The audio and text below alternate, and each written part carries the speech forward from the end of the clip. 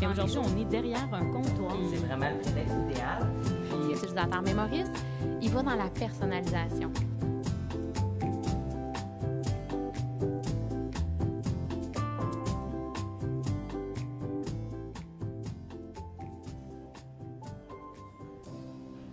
Nous revoilà au centre-ville de Shawinigan. On est en direct du Santé Taouk à la place du Vieux Marché. C'est l'aire de restauration qui se trouve derrière le Morgane. De plus en plus de gens, je pense, qui ont découvert cette place-là. En tout cas, on la voit vivre et se remplir de plus en plus. D'ailleurs, présentement, on est seul, l'équipe de Grand V, avec Ramez qui est là toujours derrière son comptoir. Mais on le sait que ça va se remplir, mesdames et messieurs, parce que le jeudi, c'est un jeudi très, très, très achalandé. Venez-vous-en, venez au centre-ville, venez dîner avec nous aujourd'hui au Santé Taouk. Parce que nous, on va être là jusqu'à 13h. Une belle émission aujourd'hui. On parle de la thématique sortir des sentiers battus. Moi, Véronique Buisson, je connais pas ça, en fait. Qu'est-ce que ça veut dire sortir des sentiers battus? Je blague. C'est vraiment quelque chose que j'aime aborder comme thématique, comme sujet. Autant dans le monde de l'éducation, dans notre façon de travailler, la façon de voir le monde. J'aime penser, imaginer que des gens osent sortir des sentiers battus. Donc, c'est la thématique d'aujourd'hui. Et pour en parler, d'ailleurs, Ramez va nous recevoir en première partie d'émission avec Santé Taouk. C'est lui qui nous offre le repas aujourd'hui. On est bien, bien, bien heureux et on aura le plaisir de goûter à cette super santé Taouk, à cette nourriture qu'il concocte lui-même tous les jours. Travaille très fort, ce Ramez-là. Vous allez voir, on va découvrir comment il est tombé en amour avec la ville de Shawinigan pour venir ouvrir son commerce ici au centre-ville. Il y a aussi Marion Vallerand, qui est agente d'information à la Philanthrope et chroniqueuse à Grand V, qui a fait cette semaine une capsule bien spéciale tournée avec nos amis d'Handicap Soleil dans le cadre de la Semaine québécoise des personnes handicapées. Donc, Marion a rencontré vendredi dernier notre groupe de personnes handicapées chez Handicap Soleil avec Dany, notre ami qui est président de cet organisme-là. On va découvrir ce qu'ils font. On va apprécier cette capsule-là en début d'émission avec Marion. D'ailleurs, en parlant de la Semaine québécoise des personnes handicapées, il y a Dany aussi qui vous invite en fin de semaine à la foire en ville, à Shawinigan Sud. Il y aura un kiosque pour vendre des galettes sarrasin, c'est une gracieuseté offerte par Monsieur Yves Gélina de la ferme Gélina à Yamachiche. Les profits qui vont être amassés durant le week-end vont être remis, en fait, ils vont servir à l'organisation du projet parce que présentement, il y a un projet qui s'organise ici à Shawinigan pour permettre aux personnes handicapées d'avoir un logement adapté. C'est la maison Nancy Bordelot et le projet est géré par Dany Martel qu'on a reçu la semaine dernière, en fait, à la dernière émission Grand V et sa collègue, son partenaire qui est, je pense, Hélène Langevin. Donc, je salue Dany et sa gang. Allez les voir à la foire en ville en fin de semaine à Shawinigan Sud, dans le secteur Shawinigan Sud. Et la Semaine des personnes handicapées, c'est du 1er au 7 juin. Et on en parlait tout à l'heure avec Pierre et Dany, puis on se disait, est-ce que c'est correct de dire ça, la Semaine des personnes handicapées? Puis les gars, ils disaient, ben oui, tu sais, il y a encore tellement de préjugés à débattre ou à défaire par rapport aux personnes handicapées. Je pense que c'est super important de prendre le temps de se conscientiser à ça, puis que c'est une réalité qui est peut-être pas toujours facile à concilier partout dans notre société. Moi, je vous lève mon chapeau, messieurs. Je les salue parce qu'ils sont ici présentement avec nous. On aura aussi Joël Galland, qui est un chroniqueur passionné des gens et des affaires. Joël a aussi un article à nous proposer sur le blog La Philanthrope. On va discuter de ça. Il va nous parler aussi comment, parfois, on n'a pas tout ce qu'il faut pour réaliser nos rêves. Pourquoi on les réalise pas, nos rêves? Donc, on va discuter de ça avec Joël. Et il y a Roxane Lacourcière, qui est fondatrice des Chinoiseries. Vous allez voir qu'elle, sortir des sentiers battus, c'est quelque chose qu'elle sait faire. Puis vous allez voir qu'elle choisit pas toujours le sentier facile. On va découvrir les Chinoiseries avec elle. Elle est propriétaire de son entreprise. C'est une véritable artiste. C'est une personne de Shawinigan aussi.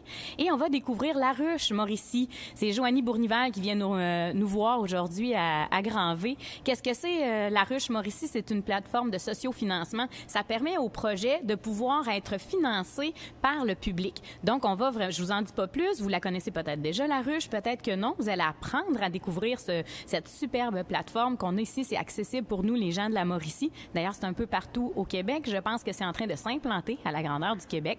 En Mauricie, c'est Joanie Bournival qui vient d'être nommée coordonnatrice. Elle vient nous rencontrer avec 3 projets qui sont présentement sur la ruche Mauricie. Elle va nous faire découvrir des personnes passionnées avec des beaux projets que vous allez pouvoir financer, parce que c'est ça, le sociofinancement, c'est financé par la population.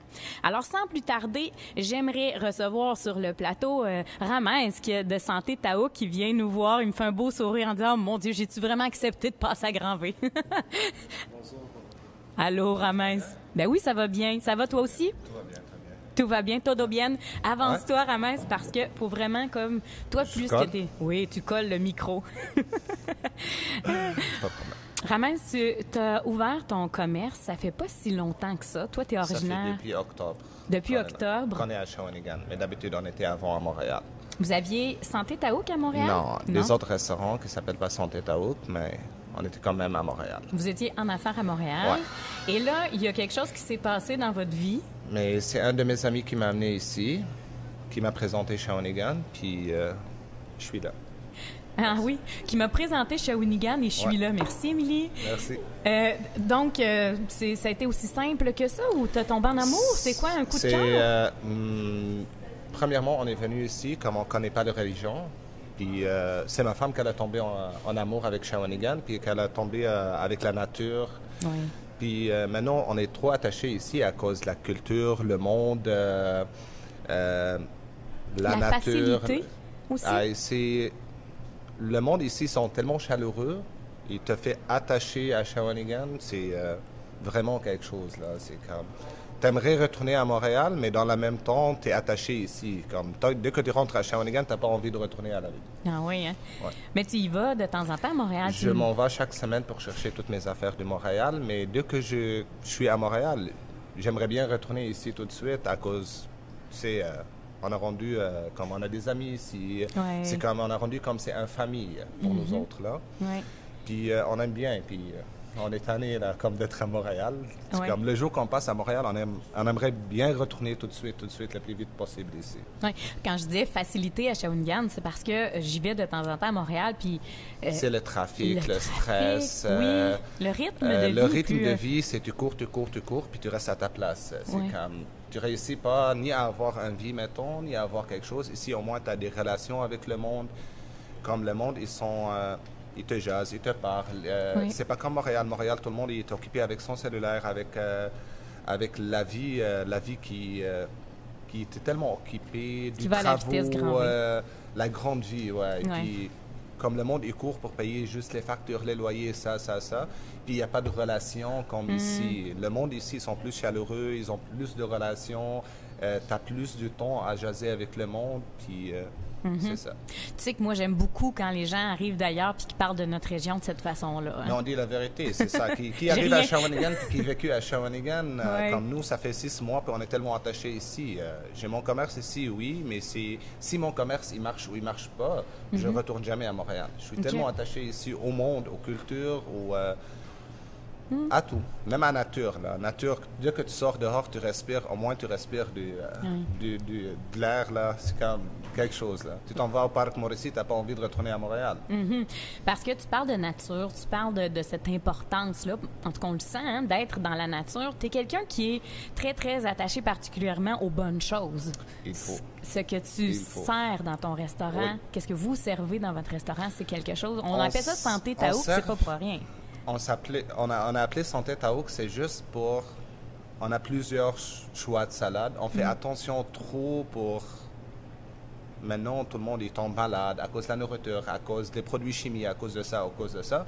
Puis on a essayé de le faire un concept qui est complètement différent, qui fait attacher le monde à quelque chose qui mange plus santé. Puis tu sais, quand tu es en train de travailler, puis tu veux quelque chose qui est rapide, au moins tu manges quelque chose qui est santé rapide. C'est ça notre concept. Est-ce que c'est une franchise, Ramès? Non, c'est pas une franchise, c'est à nous-mêmes. C'est à vous-même. Ouais. Est-ce que c'est une idée que vous pourriez avoir que de On a resté franchiser? à peu près un mois et demi pour faire tout notre concept de A à Z. Oui. Même pour chercher le nom, ça nous a pris à peu près 2 mois. Ouais, Pour hein? chercher le nom pour exactement ça sortir la même chose avec notre concept. Quelque chose qui va avec notre concept, c'est ça qui a sorti avec nous. OK. Puis, qu'est-ce qui vous distingue par rapport à d'autres restaurants Taouk, par exemple? Nous, la différence, comme on offre On n'a rien qui s'appelle extra sur le comptoir. Tout ce qu'il veut les clients, c'est à lui. Tout ce qui, mettons, on accepte tous les commentaires du client, on donne tout ce qu'il veut les clients. Puis, et parfois plus. il faut.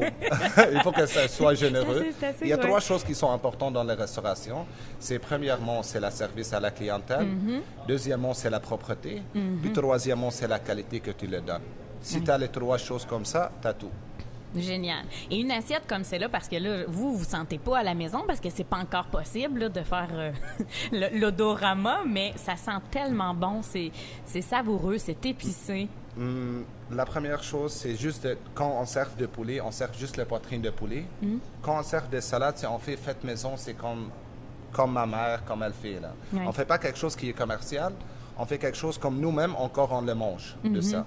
C'est comme, tu vas donner quelque chose pour le monde, il faut que toi-même tu manges ça avant que tu le donnes pour le monde. Ben oui. Puis si toi tu l'aimes, le monde il l'aime. C'est quelque chose qui est bien là. Et là, normalement, c'est ça, c'est une assiette comme ça. C'est l'assiette qui s'appelle l'assiette santé Taouk. Oui. Tu choisis n'importe quel 3 choix de salade. On a un bar de salade il y a 12 choix de salade qui ça change chaque jour sur le comptoir. Puis il vient avec poulet ou avec la viande, avec hummus, avec la sauce à l'ail. Comme ça, tu as les vitamines toutes dans les salades, leurs 3 salades. Tu as les protéines dans le poulet, puis tu as du hummus, tu as des pain pita. Tu as toutes les saveurs dedans. Là. Donc, ce que tu dis, c'est que vous avez 12 choix de salade. 12 choix de salade sur le comptoir. Tous les jours. C'est pour ça. Chaque jour, il y a 12 choix de salade, le minimum sur le comptoir, puis ça change chaque jour. Il y a des salades traditionnelles libanaises qu'on ne peut pas le changer, mais il y a les salades comme méditerranéen, puis quelque chose comme libanais, mais on va le changer maintenant. On a, pour les végétariens et végétaliens, pour tout le monde, on a comme quelque chose. Des fois, on a des plats froids, car la cuisine libanaise, juste les plats chauds, il y a 396 plats chauds, 298 plats froids, sans les entrées, sans les salades, sans ça. C'est comme, si tu essayes de le faire chaque jour, une chose sur ton comptoir, tu reviens à la fin de la journée, tout est parfait. Là. C'est comme, à la fin de l'année, chaque jour différent. Là. Wow. C'est pour ça qu'on essaye de le faire quelque chose qui est original. Ouais. Puis c'est toutes des salades que vous faites maison. C'est toutes faites maison. Ils ont été là, toute l'équipe. Ils m'ont vu le matin quand j'étais en train de préparer le comptoir. Ah oui. Puis là, Marion, elle m'écrit tantôt pour me dire, là, en tout cas, tu vas voir, tu vas te bourrer. Marion est particulièrement fan du santé Taouk. On l'est toutes, mais Merci. disons qu'elle, quand elle mange du Taouk, Ah oui, c'est ça, elle veut se marier avec... À ton pas mariage, avec toi, je suis prêt, mais elle veut se marier. je suis marié déjà. À son mariage, ce sera du santé Taouk, Mais ça c'est sûr et certain. Mais c'est pas pour demain la veille le mariage en passant là. Mais on va faire marier le plus tôt possible. Le plus tôt possible. Et Ramès, aujourd'hui tu nous reçois, merci beaucoup, c'est vraiment merci très à vous apprécié. Autres, puis, merci pour votre équipe, merci pour tout ce que vous faites pour nous, merci pour Shawinigan qui nous a accueillis avec des bras ouverts. Wow, Puis c'est je beau, souhaite ça. un bon santé pour tout le monde. Oui. Merci. Merci beaucoup. Merci, Véronica. Ramès, il retourne derrière son comptoir parce que je l'ai dit tout à l'heure, ça va rentrer. Le jeudi, c'est particulièrement populaire. Merci. Puis moi, mais je crois que je vais attendre. Je vais attendre après parce que... Tu ne veux pas commencer à manger? Mais là, je vois que j'ai pas de fourchette. Mais je vais t'amener, il n'y a pas de problème. Avec les mains. Mais je pense que je vais laisser cette première assiette-là à la gang, à Émilie, Marion et Amy qui ont très, très faim, ils me l'ont dit. Puis moi, après... Yes. Merci beaucoup, Ramès.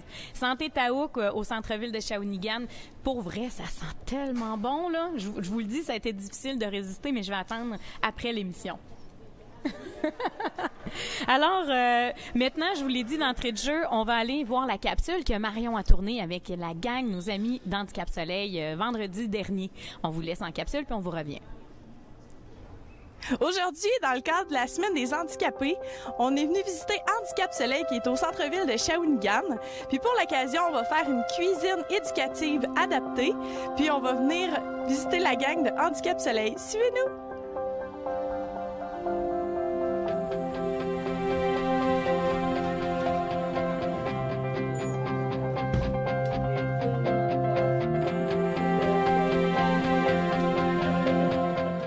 Aujourd'hui, on est à Handicap Soleil pour découvrir l'organisation. Est-ce que tu peux nous dire un peu ce que vous faites ici à Handicap Soleil?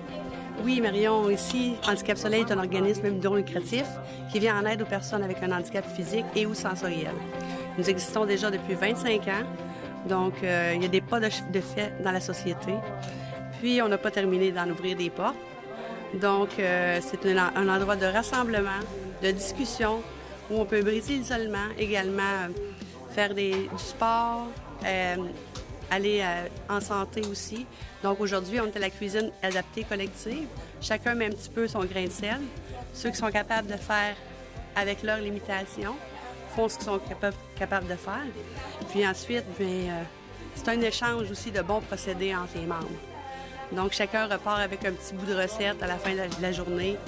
Puis, on essaie de faire goûter vraiment des nouvelles choses aux membres pour qu'ils puissent bénéficier des bienfaits de la nutrition. Donc, aujourd'hui, c'est une salade de quinoa. Il n'y a personne qui a goûté au quinoa encore. Donc, pour la première fois, on en a fait une petite que tout le monde le sait, le goûte. Et on s'est fait des crudités qu'ils vont pouvoir apporter chez eux avec 2 belles petites trempettes. Donc, celles qui aimeront le mieux, ils vont avoir de la petite trempette à manger pendant quelques jours. Mélanie, est-ce que tu pourrais me dire quelles sont les tâches que tu fais en tant que membre à Handicap Soleil? Mais dans le fond, on va chercher du financement pour des activités. Les activités, bien, ça peut être de la cuisine, comme vous voyez aujourd'hui, ça peut être de la baignade adaptée, ça peut être du ski adapté que j'ai fait là, l'hiver dernier, puis tout ça. Puis on fait plusieurs activités de sensibilisation auprès du public également là, pour sensibiliser les gens de la réalité d'une personne handicapée, peu importe le handicap que la personne. Patrick, est-ce que tu peux nous dire qu'est-ce que ça t'apporte de participer à des activités comme aujourd'hui? Ben, ça m'apporte de faire du social, rencontrer du monde, jaser, tu sais, passer une belle après-midi là, en gang, en belle gang comme ça, là. À faire de la cuisine, puis à m'amuser. Moi, c'est plus pour m'amuser là, que je fais ça aujourd'hui, là, puis pas être tout seul, finalement. Puis aussi, tu me disais que t'as pas l'habitude de cuisiner chez toi. Ouais, non, c'est ça. Moi, je me fais pas manger à la maison. Peut-être des petites choses, des sandwichs ou des choses comme ça. Mais de la nourriture comme cet après-midi, j'en fais pas vraiment. Parce qu'on a une cuisine commune dans la maison, puis je mange les repas qu'il y a là-bas. Fait que en faisant de la bouffe comme aujourd'hui, ben, ça me permet d'en faire un petit peu plus. N'inquiète pas, elle nous aura Je viens à Handicap Soleil parce qu'on voit du monde, ils sont très gentils. Et puis on fait de la cuisine ensemble, en groupe. Et puis c'est le fun parce que le monde, ils sont là pour se désennuyer au lieu d'être à la maison, seul, à regarder les murs, c'est long. Et puis on vient 2-3 fois par semaine. Et puis le monde sont tout le temps souriants quand ils arrivent ici à Handicap Soleil. Et puis voir le sourire, là, c'est formidable. On peut pas demander rien de mieux que ça. Avec de la belle cuisine. Quelle autre activité vous pourriez avoir, parce que c'est toujours le vendredi? C'est quoi les activités que vous organisez? C'est varié tout le temps. Un vendredi, c'est la cuisine. Un vendredi, ça va être juste des jeux de société. Un vendredi, ben, on va discuter de tout et de rien, comme là, ça va pas bien au transport adapté, puis qu'est-ce qu'on pourra faire de plus, dans quelle direction on s'en va. Il y a d'autres journées, ça va être de la sensibilisation auprès du public. Des fois, c'est de la sensibilisation dans les bureaux. Fait que je lance le défi à ceux qui veulent qu'on aille les visiter dans leur entreprise, à faire un défi de mini-rallye pour les employés, afin de sensibiliser les employés.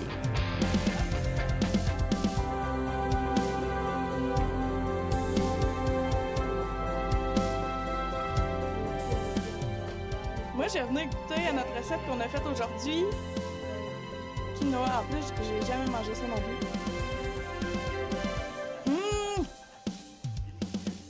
Bravo, gang! On peut s'applaudir. C'est vraiment bon. Mais c'est une belle journée chez Handicap Soleil. On a fait une belle recette de quinoa.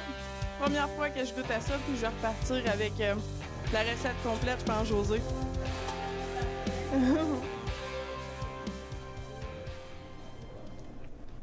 Wow! Hey, une recette de quinoa. Marion qui a cuisiné. Beaucoup de plaisir. En tout cas, j'ai vraiment reçu beaucoup de commentaires, Marion, après ton passage chez Handicap Soleil. Je pense que la gang était vraiment très heureuse.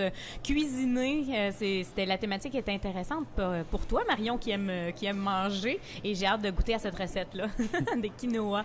Bravo à la gang de José. Et vraiment, ça a été... Moi, je sais que je suis déjà allée le vendredi après-midi avec la gang. On a eu beaucoup de plaisir. Ça nous sort aussi des sentiers battus. Je vais sans doute aller vous revoir très, très bientôt, la gang. Puis en fin de semaine, je vais passer les 9 et 10 juin pour aller voir votre président, Danny Martel.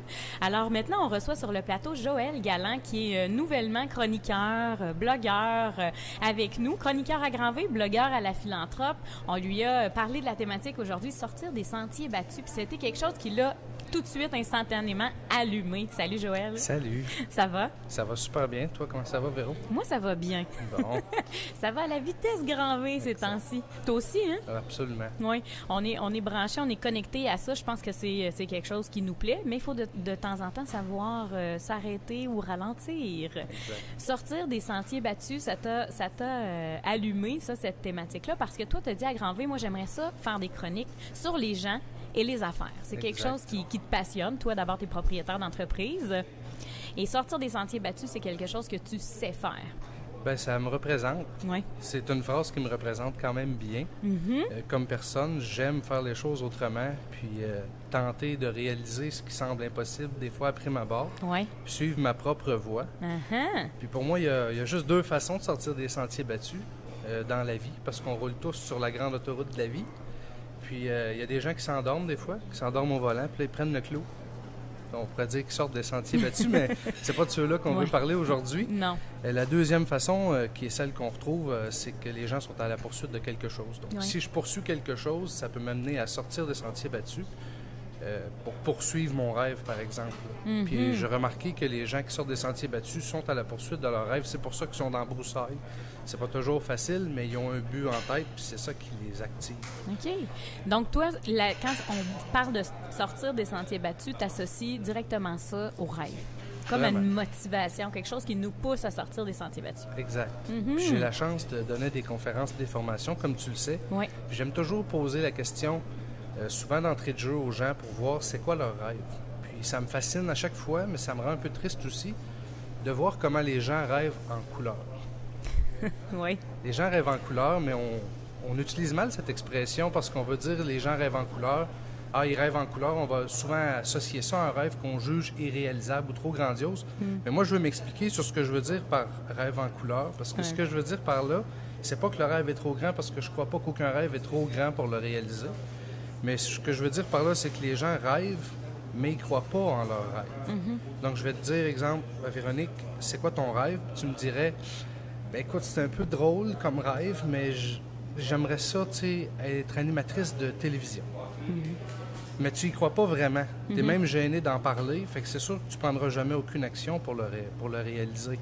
Ça tient du loto 649. Si tu réalises ce rêve-là auquel tu ne crois pas, ça tient du miracle. Comme s'acheter un billet loto 649, parce que puisque tu n'y crois pas, tu prends aucune action pour le réaliser. Oui.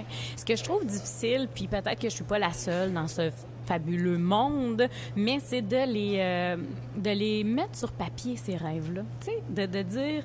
Parce que c'est ça que tu dis, les gens croient pas en leurs rêves. C'est comme... Il y a deux choses. Soit si je l'écris puis que je l'atteins pas, je vais être déçue. Soit, si je l'écris, des fois, il y a une petite voix dans notre tête qui va dire « Oh my God, voyons, je rêve. » Justement, peut-être qu'on s'auto-dit qu'on rêve trop en couleur, donc on les met dans un tiroir, puis on y revient pas. Exact. Bien, c'est la grande question. Et puis, c'est comme ça que je titrerais même ma chronique aujourd'hui, je crois. Pourquoi ne croyons-nous pas en nos rêves? Oui. Pourquoi on croit pas en nos rêves? Pourquoi chaque personne, ça m'inclut même à l'occasion, oui, certains rêves, je les réalise, mais j'ai d'autres rêves auxquels je n'ose même pas croire. Pourquoi, comme société ou comme personne, on ne croit pas en nos rêves? Il y a des rêves auxquels tu n'oses pas croire. Est-ce que tu sais, tu les mets où dans ton cerveau, ces rêves-là que tu n'oses pas croire? Ben, je me concentre sur les rêves auxquels je crois en ce moment, parce qu'il y en a de ça aussi. Oui. Donc, je me concentre à réaliser ceux-là, puis je me dis qu'un rêve réalisé fait une place pour un nouveau rêve. Oui. Ça te donne confiance aussi. C'est comme ça qu'on nourrit notre confiance, parce que si tu te donnes tous les moyens pour atteindre un rêve et que ça réussit, Là, tu vas peut-être avoir plus de guts ou d'audace pour réussir un que tu croyais peut-être irréaliste. Exact. Mm-hmm. Mais j'ai remarqué que la raison pourquoi, Oui. la raison principale, pourquoi on ne croit pas à nos rêves, c'est justement la peur. Oui. C'est la peur de l'échec, la peur du manque. Les gens rêvent, mais ils ont peur d'aller de l'avant, puis de rater. Comme tu dis, d'avoir un échec au moment de tenter de réaliser leur rêve, puis c'est ça qui les freine. Oui. La peur, ça vient du fait qu'on est concentré sur le pire qui pourrait arriver. Ça veut dire, j'envisage mon rêve, mais en même temps, mon cerveau est conçu de façon à me protéger de ce qui pourrait m'arriver. On est conçu de cette façon-là.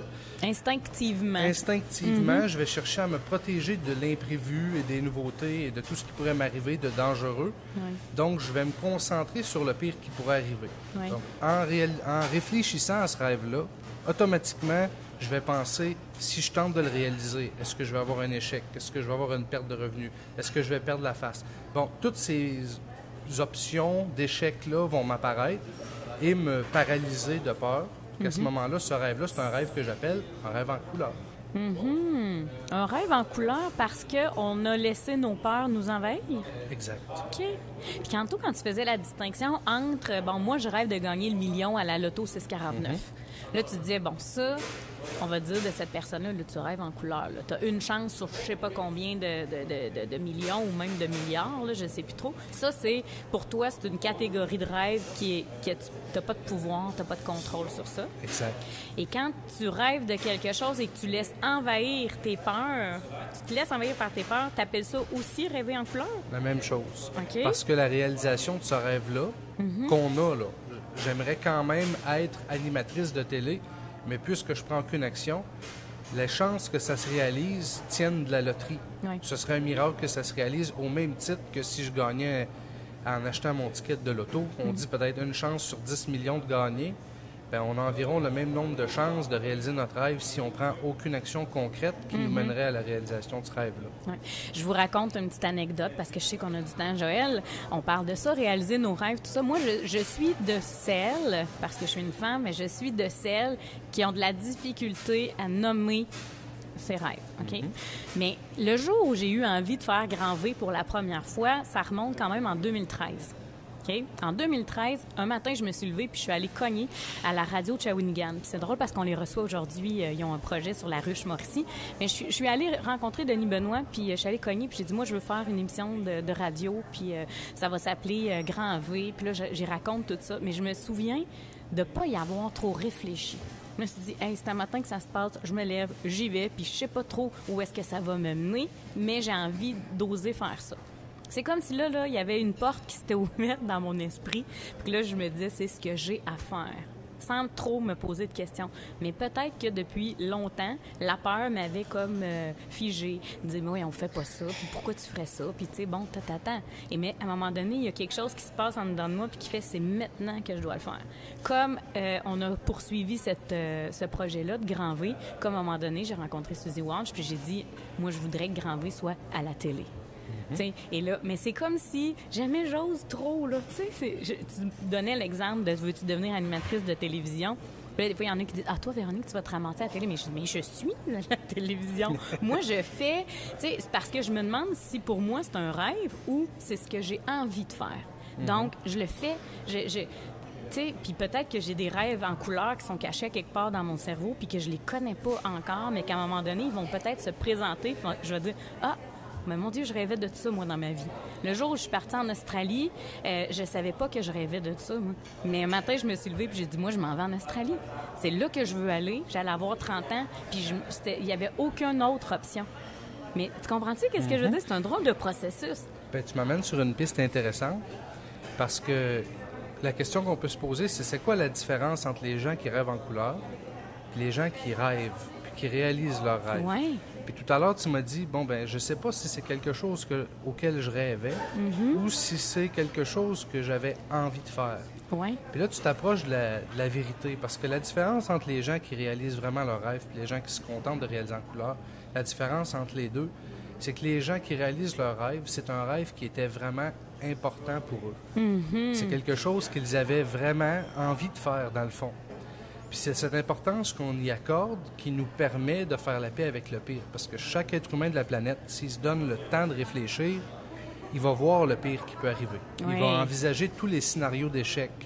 Par contre, quand c'est vraiment important, pour moi, de réaliser un rêve, le jour où ça devient vraiment important, ce jour-là, je suis en mesure de faire la paix avec le pire. Oui. De me dire, si je vais à Radio de Shawinigan, c'est quoi le pire qui peut m'arriver? C'est de me faire dire non. Si je commence à faire un show de radio, Véronique, c'est quoi le pire qui peut m'arriver? C'est que personne m'écoute. Tu es en mesure de faire la paix avec le pire parce que tu as vraiment envie de le faire, donc parce que c'est important pour toi. Oui, mais aussi, il y a toute cette notion-là, puis on va peut-être en reparler tantôt parce que tu as écrit un article de blog aussi, puis je pense que tu le traites un peu sous cet angle-là. C'est qu'on nous programme dans notre vie à dire, ben on fait les choses pour que ce soit payant, la sécurité d'emploi, le ci, le ça. Tu sais, le jour où ce que je vais cogner à Radio Shawinigan, ça reste que c'est une radio communautaire, hein? C'est pas... Personne me demande d'aller faire quelque chose. C'est que là, toi, tu t'auto-donnes un défi ou l'envie de, puis non, c'est pas pour l'argent, non, c'est pas pour ci, non, c'est parce que j'ai véritablement envie de le faire. Exact, t'sais? parce que tu veux poursuivre ton rêve. Parce que tu veux poursuivre ton rêve, puis aussi oser le faire par pur plaisir. C'est ça qui est aussi spécial, parce que des fois, on se donne pas le droit au plaisir. Exact. Sortir des sentiers battus, c'est aussi ça, c'est de faire quelque chose qui nous apparaît peut-être pas raisonnable ou réaliste aussi. Exact. Puis quand on connaît tous des gens qui réalisent un rêve. Oui. Tout le monde qui nous écoute connaisse quelqu'un qu'on catalogue comme lui, il réalise ses rêves. Oui. Puis si vous connaissez cette personne-là, vous savez que c'est pas toujours facile, qu'il y a eu des moments difficiles, mais pour cette personne-là, c'était tellement important de réaliser son rêve que même dans les moments plus difficiles, elle était plus heureuse à réaliser son rêve dans cette période difficile Oui. de la réalisation que si elle ne l'avait pas réalisé. C'est ça qui lui a permis de faire la paix avec le pire puis de se lancer, de se mettre en action. En fait, ce que je me dis, faire la paix avec le pire qui puisse arriver, ça, je me souviens que tu m'avais dit cette phrase-là, puis ça m'avait vraiment, vraiment accroché. Je me suis dit, hey, je me demande si je me l'ai déjà posé cette question-là, mais c'est sûr. C'est sûr que tu te la poses sans nécessairement le nommer ou avoir en fait conscience que tu te la poses. Exact. C'est une question que tout le monde se pose, seulement que c'est instinctif. Ouais, mais le c'est jour ça. où on en prend conscience, ça peut devenir un peu plus systématique. C'est drôle parce que c'est le titre de ma première conférence. C'est quoi le pire qui peut arriver? Oui. Donc, c'est un sujet que j'aime beaucoup traiter. C'est important de réfléchir au pire qui peut arriver. C'est vraiment important de le faire, mais pas de façon à être paralysé par le pire ou omnubilé par le pire qui peut arriver, mais plutôt de façon à faire la paix avec ça. Oui. Parce que tant qu'on n'a pas fait la paix avec le pire, on n'est pas en mesure de se mettre en action. Non, exactement. Pas en mesure de se mettre en action, puis c'est souvent ça, on fige. Là, on n'a pas abordé non plus, mais la peur, c'est parfois même la peur du succès. Tu sais, parce que si je me mets en action dans telle ou telle chose, jusqu'où ça peut nous mener? Exact. Ah, donc, ça revient quand même à l'inconnu, ça revient quand même à quelque chose qu'on n'a pas tout prévu. Ça aussi, ça peut paralyser certaines personnes. Oui, c'est vrai. La peur du succès. Exact. C'est spécial, hein, parce que, tu sais, croire en ses rêves, puis à un moment donné, tu vois, oups, là, lui, il se réalise, l'autre, là, puis là, tu te dis, coudonc, est-ce que... Donc, je pense que la peur du succès peut aussi freiner les gens. C'est officiel. C'est sortir des sentiers battus. Oui, c'est Au ça. final, là, que ça l'aille trop bien ou que ça l'aille trop mal, je pense que les deux peuvent faire peur. Absolument. En parlant de tout ça, Joël, toi, est-ce que tu avais d'autres bons points à nous... Parce que j'adore cette discussion-là, on pourrait faire ensemble toute l'émission, tu le sais. Oui. Oui, c'est ça. Le temps nous est quand même réduit. Mais parlant des sentiers battus, c'est que je trouvais que ça faisait un beau lien avec ta chronique de parler de la ruche Mauricie, parce que tu es un entrepreneur du coin, Exact. parce que tu es sorti des sentiers battus à plusieurs reprises déjà dans ta vie pour créer puis poursuivre ton rêve, comme tu nous l'as dans ta chronique. Et j'aimerais savoir, toi, la ruche Mauricie, comment tu vois ça, cette plateforme de sociofinancement? Écoute, moi, depuis l'âge de 15 ans que je sais que je veux être entrepreneur, que je caresse le rêve d'être entrepreneur, déjà à 15 ans, je savais que c'est ce que je voulais faire de ma vie. Puis j'aurais donc aimé ça, que ce soit populaire. Ouais. Il y a de ça 15 ans, des plateformes de sociofinancement qui auraient pu me permettre de mettre mes idées en valeur déjà à un tout jeune âge. Je pense que c'est un moteur incroyable qui rend tout possible, qui permet à n'importe quel générateur d'idées. Donc, j'ai une idée, j'ai un projet, j'ose y croire, je peux me mettre de l'avant et puis faire connaître mon idée, mon projet à toute la population. Là. C'est vraiment incroyable. Oui, c'est une super plateforme. Est-ce qu'aujourd'hui, tu aurais, toi, des idées pour cette plateforme-là? Est-ce que tu penses que c'est quelque chose qu'on peut encore utiliser, même si on est des entrepreneurs, on va dire aguerris ou des gens d'affaires? Je ne suis pas aguerri encore. Je suis encore un étudiant de l'entrepreneuriat, honnêtement, mais oui, c'est une, c'est une plateforme qu'on peut utiliser à partir du moment où on a une nouvelle idée ou un nouveau produit à mettre en marché. Oui, c'est ça. Ce qui n'est pas mon cas en ce moment, mais assurément, c'est sûr que si un jour j'ai une idée de génie, j'aimerais beaucoup utiliser la plateforme et puis parler avec Joanie, que tu vas recevoir tantôt. Que tu connais déjà, exact, toi, hein? Parler avec Joanie pour voir de quelle façon je peux présenter mon idée sur la plateforme. Là. Vraiment, c'est un outil incroyable. Puis je pense que les gens qui nous écoutent, qui ont peut-être à la maison déjà des idées ou des rêves qui sont là, puis s'ils se donnent seulement la chance d'y croire à ces rêves-là, tous les outils en 2018 sont à notre disposition. Tout est là pour qu'on puisse faire un pas en avant puis commencer à réaliser notre rêve. Réaliser notre rêve, c'est pas du jour au lendemain, mais c'est vraiment un processus. Puis d'ailleurs, je pense que c'est ça qui fait qu'on l'apprécie autant une fois qu'on l'a réalisé. Ce qui arrive du jour au lendemain disparaît du jour au lendemain, mais ce qu'on a travaillé puis qu'on a eu un cheminement pour y parvenir, ben quand on regarde en arrière, c'est aussi le cheminement qui nous gratifie puis qui fait qu'on apprécie le rêve qu'on vit. Ah oui, c'est beau. Puis, c'est-tu que l'image que j'ai eue, parce que, bon, on parle de sortir des sentiers battus, tantôt dans ta chronique, tu parlais de l'autoroute de la vie, tout ça. Je me dis que, justement, puis j'ai beaucoup aimé ce que tu viens de dire, c'est-à-dire ce qui arrive subitement repart subitement, mais quand tu prends le temps de le marcher, de le défricher, de le développer, bien, tu peux regarder en arrière puis tu vois tes propres traces. Alors que si tu marches toujours dans le sentier des gens, des mêmes traces, tu vois plus les tiennes. Exact. C'est cute, pareil. C'est super cute.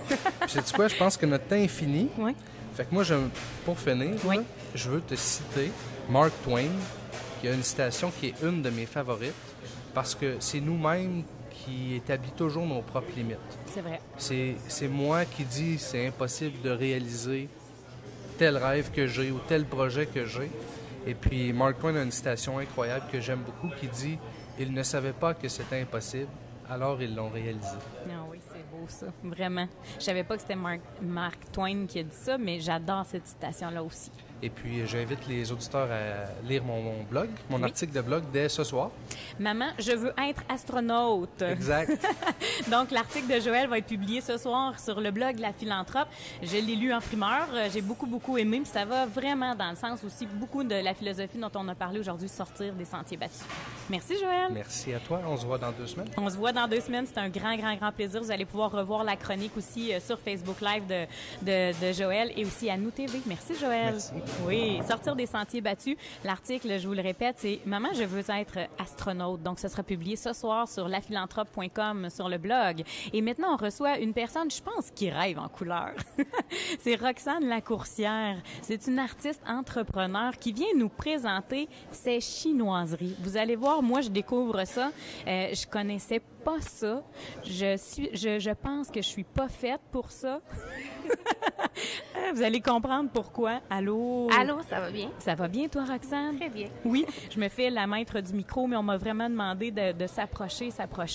Roxane, merci d'avoir pris le temps de venir nous rencontrer à Grand-V. Bien, merci de m'avoir invitée, ça fait plaisir. Toi, du temps, je pense que tu en as dans la vie. Est-ce que ça se peut? Non, vraiment pas.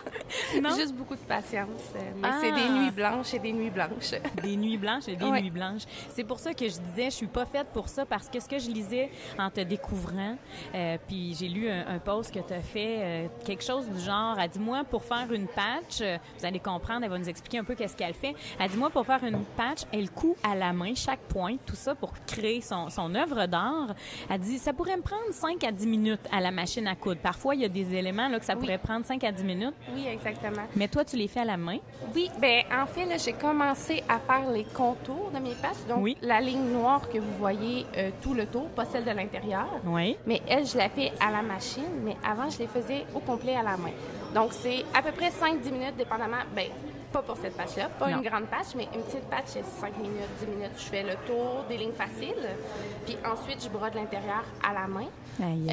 Mais avant, c'était le contour à la main, l'intérieur à la main. Fait que Pour là, une patch que je vends, mettons, 9,50, ben j'avais un 5-6 heures de travail facile. Alors là, à un moment donné, tu t'es rendu compte que probablement que c'était un super produit. Oui, exactement. La demande est arrivée. Oui. Et là, tu dois revoir un peu ta façon de faire les choses, mais garder ta nature. C'est toujours des produits qui sont uniques parce que vu qu'ils sont faits à la main, il n'y en a jamais deux qui sont pareils.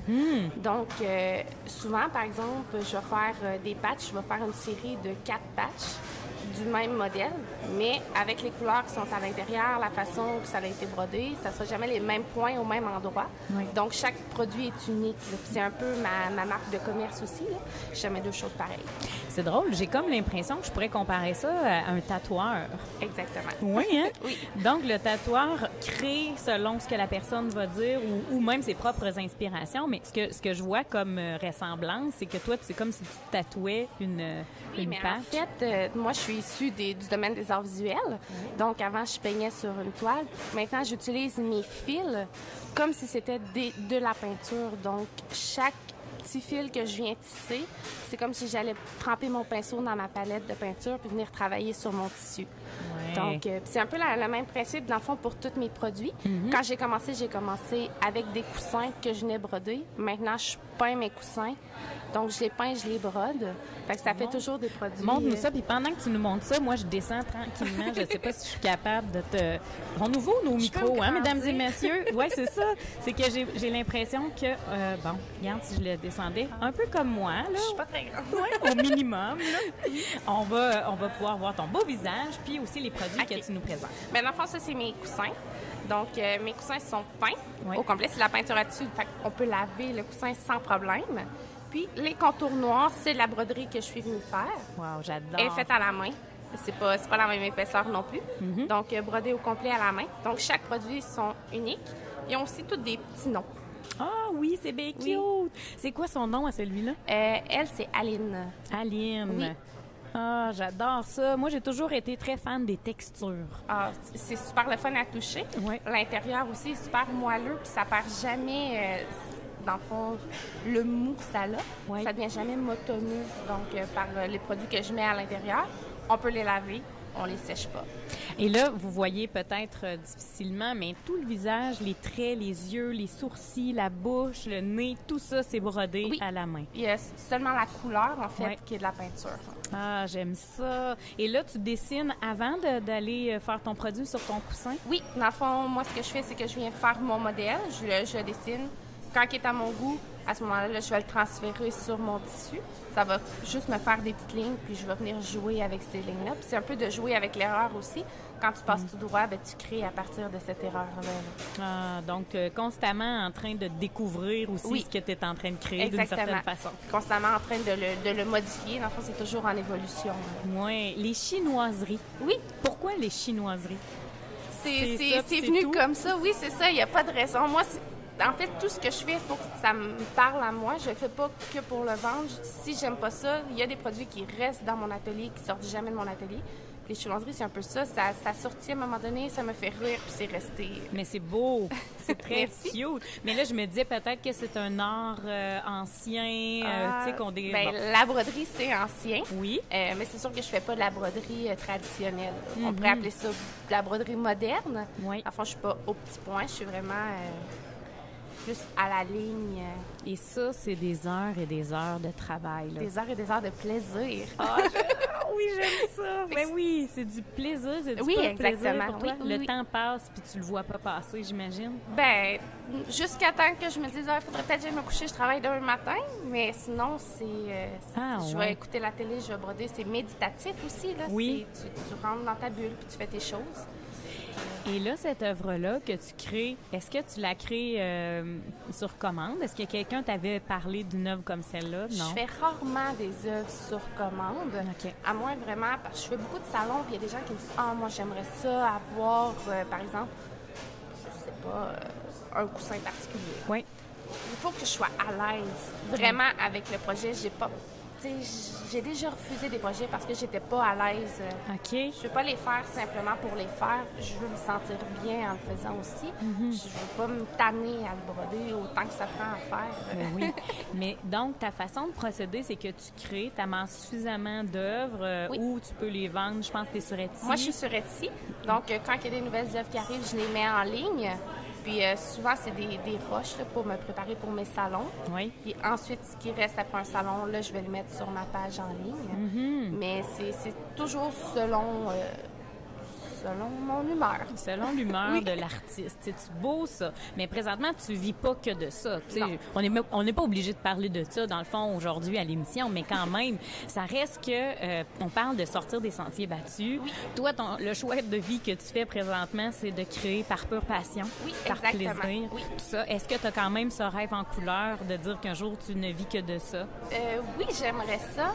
Mais comme c'est des produits uniques, moi, je peux pas avoir des employés en arrière de moi qui vont broder à ma place. Non. Donc, il faudrait soit que je me transforme en petite machine ou que je fasse un à côté, en fait. Mais ça serait fou de dire que non, j'aimerais pas ça, vivre de ça. Là. Oui, effectivement. C'est vraiment génial. Tu as aussi apporté un petit vêtement. Oui, en fait, je peins des cache-couches et des chandails. Donc, pour adultes, pour enfants. C'est toujours en quantité limitée. Je fais la teinture moi-même, donc ça sort jamais pareil d'un produit à l'autre. Je peins sur le vêtement aussi. C'est des vêtements qui se lavent très facilement, sans problème. Et puis... là, ce petit cache-couche-là, dans le fond, il a été teint d'un petit rosé orange. Oui, exactement. Je suis allée un peu façon tie-dye, si on veut. OK. Je viens jouer avec mon colorant. Oui. Ça, c'était mes premières batches. Je m'en vais vers les colorants naturels avec des plantes. Fait que je suis en test en ce moment. J'ai hâte de voir ce que ça va donner vraiment. Mais c'est toujours en petite quantité. Donc, par exemple, ce modèle-là, j'ai vraiment la pêche. Il y en a eu à peu près 12, mais il n'y en aura plus d'autres après. J'ai vraiment la pêche. J'ai vraiment la pêche. Je joue toujours avec les jeux de mots. Oui. C'est un peu comme ça que les gens me reconnaissent aussi. Là. OK. C'est vraiment cute. Et là, ce sac-là, c'est un sac que tu fais toi-même? Oui, je fais les sacs au complet. Donc, j'achète mon tissu, je le coupe. Je viens peindre ou broder. Il y a des sacs aussi qui sont brodés. Okay. Quand ils sont brodés, je mets un intérieur. Donc, je viens mettre un autre tissu à l'intérieur pour venir protéger la broderie. Quand ils sont seulement peints, à ce moment-là, je viens fermer le sac, je mets mes bretelles et je les termine. C'est des petits sacs réutilisables. Ben oui, très chouette, vraiment trop cute, et fait à la main, avec le cœur, avec toute la créativité qui t'habite. Vraiment très, très contente de t'avoir découverte. C'est Marion encore qui m'a présenté à toi, qui a dit « Tu devrais voir ce qu'elle fait, c'est incroyable. » Et je l'avoue, j'ai dit que j'étais peut-être pas faite pour ça. C'est dans le sens où je manque parfois de patience. Je trouve que c'est un art vraiment exceptionnel. Et pour vrai, je rêverais de faire des belles choses comme ça. C'est quelque chose qui s'apprend. Ben oui, je le sais. Ah, c'est sûr, mais là aussi, on n'en a pas beaucoup parlé de de ça aujourd'hui, mais faire aussi des choix. Tu sais, à un moment donné, on peut pas tout faire tout le temps, puis tu sais, on va manquer de temps, c'est sûr. Donc, c'est des choix que tu fais toi aussi, de consacrer ta passion dans tout ça. Oui. Les chinoiseries, on te découvre sur Facebook, je sais. Sur Facebook, Instagram. Donc, c'est toujours les chinoiseries ou chinoiserie broderie. Sur Facebook, Instagram, Etsy. Alors, allez découvrir ça. Vous allez voir, elle a aussi plein d'autres super beaux produits. C'est une très belle artiste qu'on a découvert aujourd'hui. Merci de ton passage, Roxane. Merci à toi. Ça fait plaisir. Les chinoiseries, très, très, très beau, cet art-là, qui est un art de la broderie au petit point. Et si vous voulez commencer ça, je vous dis, armez-vous de patience. Alors, on reçoit sans plus tarder Joanie Bournival. Ça roule aujourd'hui, hein, parce que c'est ça, la beauté de cette émission-là. Ah, parfait. Merci, Sébastien. J'ai pas tout compris, mais je sens que lui a fait ce qu'il devait faire. Salut, Joanie. Bonjour. Comment ça va? Ça va bien, toi? Ben oui, ça va bien. Tantôt, les gars me disaient pour nos nouveaux micros, on s'approche comme ça. Puis oui. On leur parle tout doucement. Oui, très près.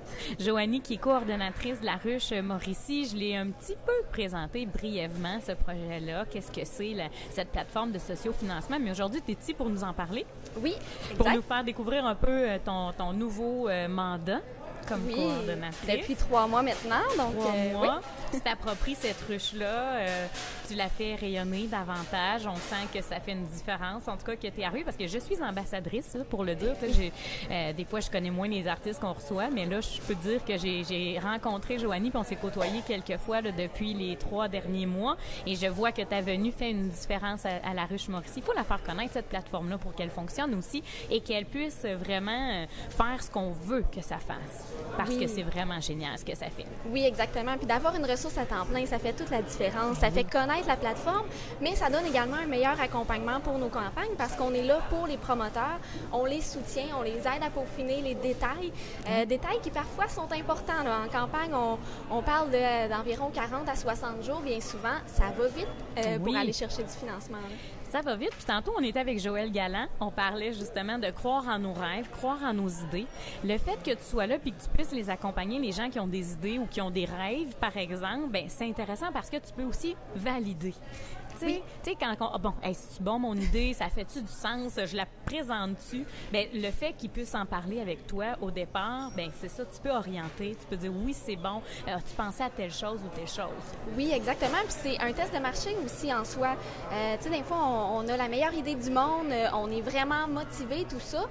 On va en ligne, on teste le marché, on voit est-ce qu'il y a des gens qui sont intéressés à mon produit, à mon service. Donc la ruche, ça permet ça. Ça permet de modifier le projet. Puis oui, moi, j'ai l'accompagnement. J'ai des partenaires que je réfère qui sont évidemment experts en démarrage d'entreprise, qui sont différents experts dans leur domaine. Et évidemment, bien, nos ambassadeurs, ce sont des gens ancrés dans le milieu qui ont un réseau, qui ont une expertise. Puis l'expertise, elle varie d'un domaine à l'autre. On a des gens en culture, on a des gens en communication, comme toi, bien sûr. On a des gens dans le milieu industriel. Donc, tous ces gens-là donnent de leur expertise et de leurs conseils aux promoteurs. Donc, ça valide vraiment l'idée et ça la peaufine pour que le projet ait les plus de chances de succès. Oui. Vous allez mieux comprendre peut-être éventuellement dans l'émission qu'est-ce que c'est réellement ou concrètement parce qu'on va recevoir 3 projets qui sont présentement sur la ruche.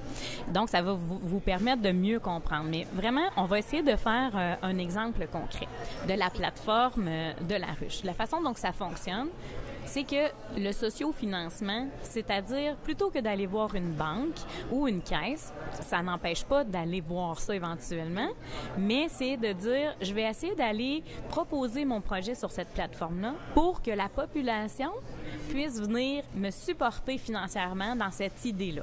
Exactement. Puis c'est pour ça que nous, on utilise vraiment le terme financement participatif au lieu de sociofinancement parce que financement participatif a vraiment une connotation, on participe au projet. Donc, la population est invitée à contribuer, à embarquer dans l'aventure du promoteur. Puis à ce moment-là, bien, se développe un super sentiment d'appartenance au produit. C'est ça, on change un petit peu la méthode de transaction. Là. Je donnerais l'exemple d'un lancement d'album. On a besoin de 200 premières copies. On ne veut pas nécessairement mettre l'argent tout de suite de nos poches. Mais pourquoi pas aller le pré-vendre tout de suite en ligne sur la ruche? Donc, ça donne notre mise de fonds. Puis en même temps, bien, on s'assure qu'on a déjà des clients une fois que notre album est lancé. J'adore l'idée. Puis tu le sais, Joanie, que les entrepreneurs comme moi, souvent quand on discute ou on échange, on essaie de voir comment ça peut être gagnant, gagnant, gagnant pour tout le monde. Hein? Mais je trouve que cette plateforme-là, elle permet ça. Parce que quand moi je donne pour un projet, puis que là j'embarque, puis que je me sens tranquillement que je m'approprie ce projet-là, ce qui est intéressant, c'est que je vais aussi y trouver mon compte. Oui, effectivement. On parle des parties, comment on appelle ça? La contrepartie. Oui. Puis c'est différents paliers. Nous, ce qu'on suggère, c'est entre 8 à 10 paliers.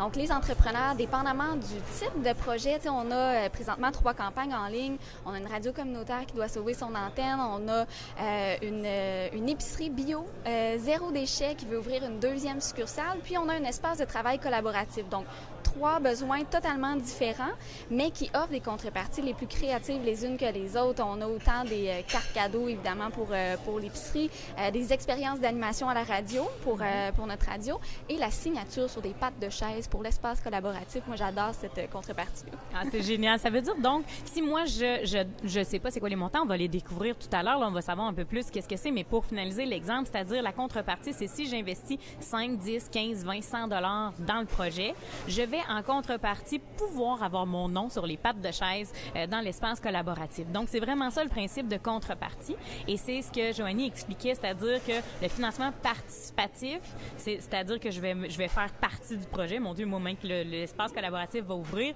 bien, je vais faire partie d'une certaine façon parce que je vais avoir mon nom sur les chaises. Oui, donc, exactement. c'est ça la relation du donnant-donnant, gagnant-gagnant. Donc, je donne, mais je vais aussi recevoir. Puis ça, je trouve ça intéressant. Surtout dans le monde dans lequel on vit, là.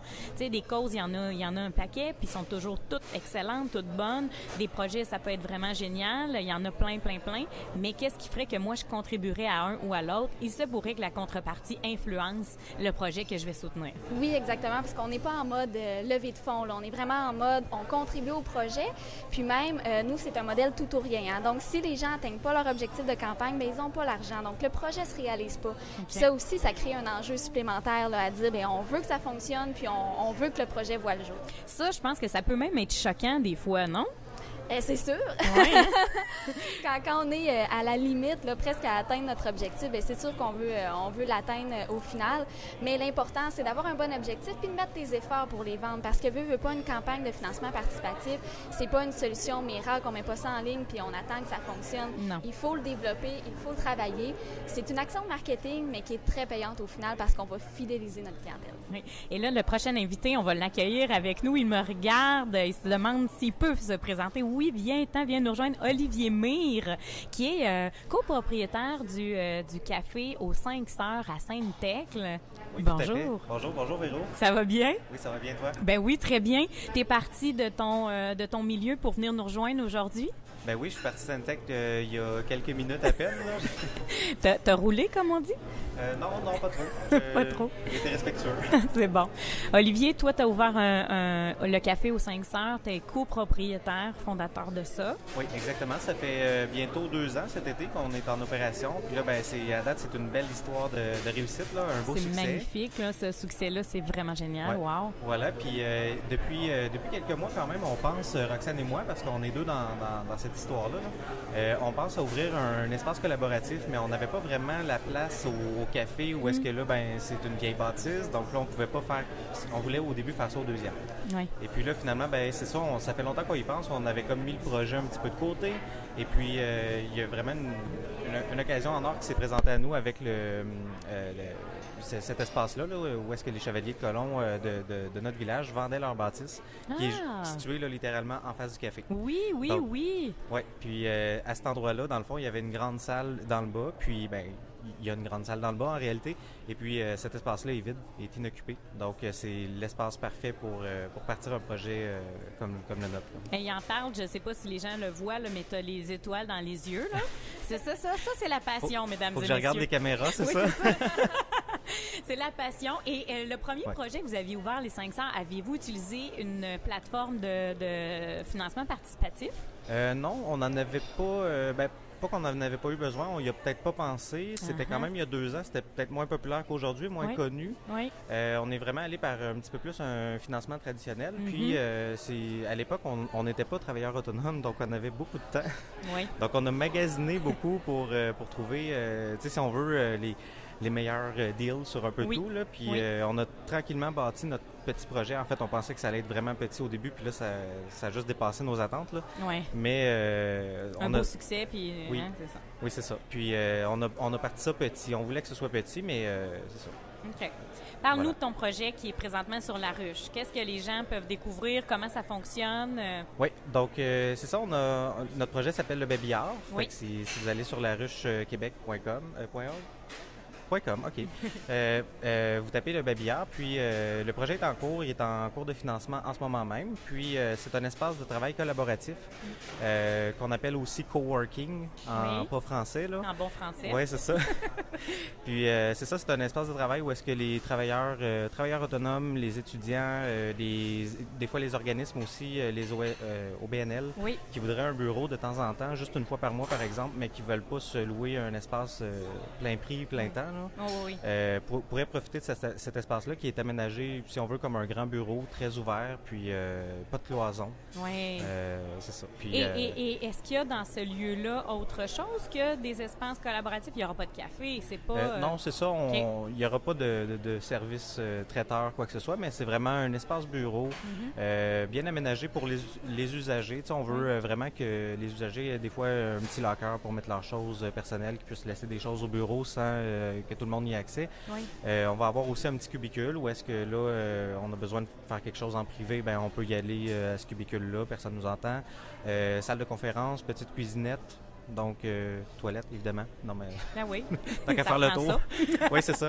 Non, mais c'est... La chose pour le café, Véronique, c'est qu'ils sont juste en face. Oui, mais en c'est fait, ça. Les promoteurs, les entrepreneurs ont juste à traverser puis à découvrir la beauté de Saint-Ex. C'est bien que j'y allais dans ce sens-là. Je me disais, quelle idée originale et complémentaire à votre aux 5 sœurs qui est juste en face. Oui, tout à fait. Puis ben, là, j'ai pas vraiment le droit de le dire, là, mais ça va rester entre nous. Ça reste entre nous. Il y a presque personne qui nous regarde. C'est ça. Donc, ça reste entre nous, mais tu sais, sûrement que nos habitués, les personnes qui vont vraiment louer la place, si on veut à temps plein, il va y avoir des petites gratuités au café, là, tu sais, c'est... Ben oui. Ben oui.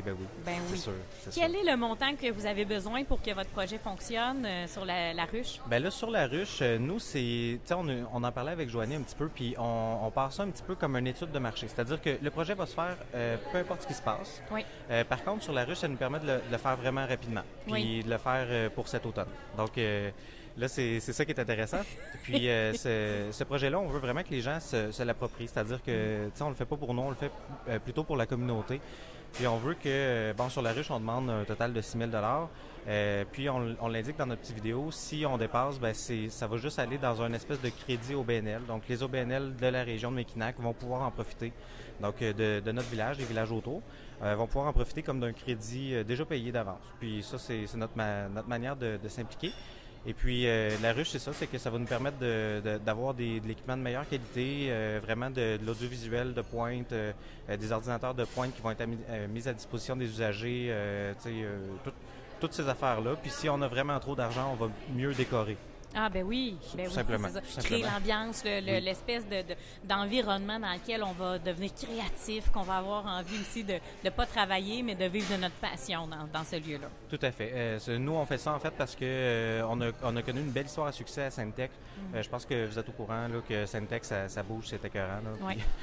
J'ai-tu le droit? Oui, on a le droit. À la télé, okay. Quand c'est écœurant, il faut le dire. OK, ben oui, c'est ça, mais c'est écœurant ce qui se passe à Saint-Ex. Ah ben puis là, on veut que ça continue, puis tu sais, on se dit, on a beau dire, oui, on a un café à succès, puis on va ouvrir telle entreprise, mais à un moment donné, on peut pas tout se mettre sur les bras non plus, puis on peut pas en demander trop non plus à nos amis entrepreneurs qui sont dans le coin.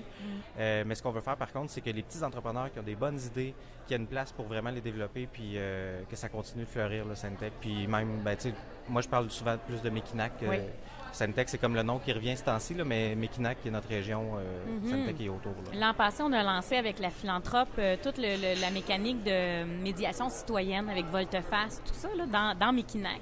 Et je me rappelle de m'en aller à la conférence de presse le matin, puis là, de faire comme, ben voyons, c'est bien beau ici. Ben, qu'est-ce qui se passe ici? C'est donc bien beau. Puis j'étais allée aux 5 sœurs, mais j'avais pas passé par le même chemin. Déjà que je trouvais ça magnifique. Mais là, je découvrais vraiment Mekinac. Puis je me disais, il y a une énergie, il y a quelque chose qui se passe. C'est magnifique. Puis la fille avec qui on travaillait, elle a une maison sur le bord d'un lac.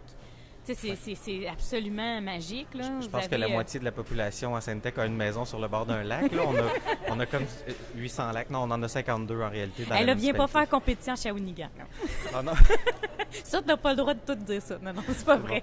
Bon. Non, je fais des blagues. C'est vrai. Moi, j'adore que toutes les régions, les gens autour de nous, que tout le monde se soucie de sa communauté puis qui a envie de transformer les choses. Et c'est ce que vous faites présentement. En terminant, parce qu'on veut découvrir aussi les 2 autres projets sur la ruche, j'aimerais savoir c'est quoi la contrepartie. C'est on va avoir notre nom décrit sur une chaise. Oui, ben il y a ça. Entre autres ça. Oui. Mais non, on peut écrire notre nom sur une patte de chaise, sur le dossier de la chaise. On peut écrire aussi une citation sur les murs. Ouais. Donc si on veut donner souvent c'est les plus grosses contreparties, mais une citation sur le mur, ça peut être de nous, ça peut être de quelqu'un qu'on admire. Puis il y a des grosses contreparties aussi où est-ce qu'on offre une année complète de location à nos OBNL de notre choix. Oui. Donc vraiment, tu sais, on veut vraiment faire ça pour que les gens justement s'identifient à la place.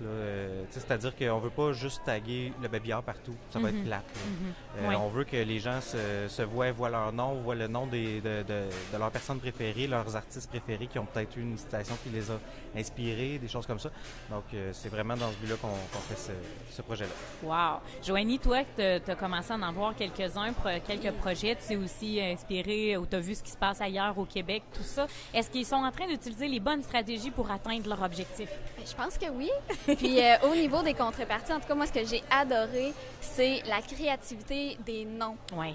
Le patenteux, l'essayeux, tu sais, ça va dans l'esprit du lieu. Puis c'est ça qu'on recherche aussi. Hein? Dans une campagne de financement participatif, il faut que ça soit à l'image du commerce. Puis ça, ils l'ont très bien réussi. Ah oui, wow! Bien, on va aller voir ça sur La Ruche. Donc, on le répète, on va le répéter aussi tout à l'heure, mais c'est laruche.com. Laruchemauricie.com. Ah, OK, donc on peut dire laruchemauricie.com. Oui, il y a un lien direct. Puis ensuite, on clique sur Explorer les projets. Puis vous avez tous les projets de la Mauricie qui sont en ligne.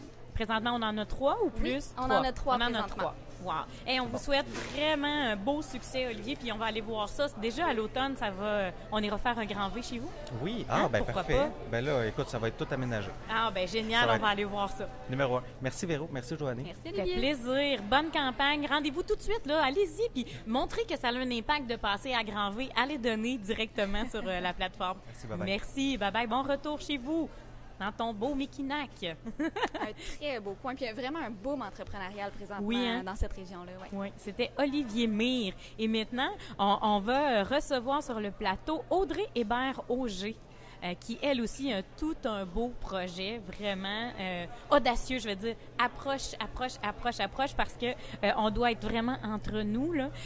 Bonjour, ça va bien? Bien, bonjour, très bien, toi? Oui, ça va bien, merci. Merci d'être là. Merci d'avoir osé aussi utiliser la plateforme, parce que c'est ça qu'on souhaite, les gens qui osent. Qu'est-ce que vous avez à offrir présentement sur La Ruche? Qu'est-ce que c'est ce beau projet-là? Donc, en fait, les Aliments de santé en vrac, c'est une entreprise visant le zéro déchet. Donc, on offre tout au niveau alimentation, savon, on a plein de choses, en fait, qui sont disponibles en vrac. Donc, sur La Ruche, on offre plusieurs contreparties allant de contribution volontaire jusqu'à 10 000 $ pour avoir des rabais à vie dans l'entreprise. Donc, c'est très varié. Il y en a pour tous les goûts. Moi, j'en connais une. Tous les budgets. Une amie, Julie Gagnon, qui va probablement réfléchir à ça. Oui, d'après moi. En avez-vous présentement des gens qui ont donné un 10 000? Non, on a des gens qui ont donné 1 000 $, par 1 000 exemple. $. 2 personnes qui ont contribué 1 000 $. Là, c'est vraiment... OK. Bien, écoute, je sais que j'ai vu qu'elle avait commenté parce que c'était une idée, en tout cas, je pense que beaucoup de gens avaient dans la région d'ouvrir ce type de commerce-là ou d'offrir ça, en fait. Et vous saisissez cette opportunité-là. Vous voyez qu'il y a une demande, en fait. Oui, exactement. Nous, on a déjà un commerce à Nicolet, donc on est capable de prendre le pouls, justement, de la population. On a justement des gens qui traversent le pont pour venir à Nicolet. Puis on voyait que c'était une demande, mais comme on fête nos 1 an juste samedi, donc on n'avait pas nécessairement tout de suite les liquidités pour le partir là, à court terme. Donc, c'est pour ça que La Ruche est devenue vraiment une belle option là, pour nous. Parce que, concrètement, c'est un ajout que vous souhaitez faire. C'est une deuxième succursale qu'on ouvre complètement. Donc, on repart l'inventaire, on repart... oui, c'est ça. Donc, c'est tout un nouveau bébé. Et là, vous avez trouvé votre lieu, vous êtes en recherche. Est-ce qu'on sait où est-ce que ça va être possiblement... Ça va être à Trois-Rivières. Quelque part à Trois-Rivières, OK. En fait, on a trouvé 2 locaux intéressants, donc un qui nous intéresse beaucoup, mais on essaie de le configurer présentement. Les bails ne sont pas signés encore. OK. Donc, sortir des sentiers battus, c'est la thématique de notre émission aujourd'hui. J'ai l'impression que vous savez vous y prendre dans votre équipe. Oui, il fallait effectivement oser déjà en partant d'ouvrir un en région à Nicolet il y a 1 an. Donc, ce projet-là a été porteur. Donc, c'est sûr qu'à ce moment-là, il fallait oser après ça aller un petit peu plus loin puis demander, en fait. Puis, comme le disait tout à l'heure... Olivier. Oui, Olivier, exactement, merci. En fait, ça permet en même temps de prendre le pouls puis de voir une étude de marché. Est-ce que les gens le veulent vraiment, ce commerce-là? Donc, si on atteint notre objectif, parce que les gens le veulent vraiment. Si, finalement, c'est juste moi dans ma tête que je pense qu'ils le veulent, à ce moment-là, ça nous permet aussi de dire, on va attendre, on va aller à Drummond à la place. Elle met de la pression. Oui, c'est ça. Elle met un peu de pression.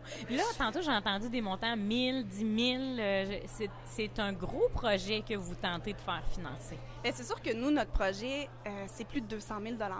Donc, c'est sûr qu'à ce moment-là, ce qu'on a besoin, c'est sûr que c'est un petit peu plus élevé aussi. Donc, on demande, nous, 15 000 au total. J'en ai, dans le projet total, on est financé par plusieurs promoteurs. Je mets aussi de l'argent, moi aussi, mise de fonds, ce qui me reste. Ton fond de tiroir. C'est ça, exactement. Oui. Puis, c'est ça, de l'autre côté, il y a la ruche, exactement. C'est de l'inventaire, c'est de l'équipement, c'est beaucoup de choses. Donc, les loyers aussi à Trois-Rivières, c'est pas le même prix qu'à Nicolet. Donc, c'est tout ça qu'il faut aussi penser oui. Vraiment.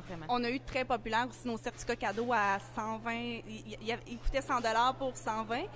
Ils ont tous été écoulés en une semaine, mais ce qu'il faut comprendre aussi, des fois, c'est que on peut pas être financé juste en certificat cadeau parce que on a des loyers à payer, on a des choses en partant, donc on va avoir besoin de liquidité plutôt. Oui. Et présentement, vous êtes à combien de votre objectif? Parce que c'est ça qui est génial aussi. Quand on se rend sur la ruche, on voit, c'est quoi l'objectif du projet? Mais aussi, on est rendu où dans le financement? On va-tu l'atteindre? On l'atteindra pas? Ça fait près de 2 semaines, pas tout à fait 2 semaines, puis on est rendu à 40 %. Eh boy!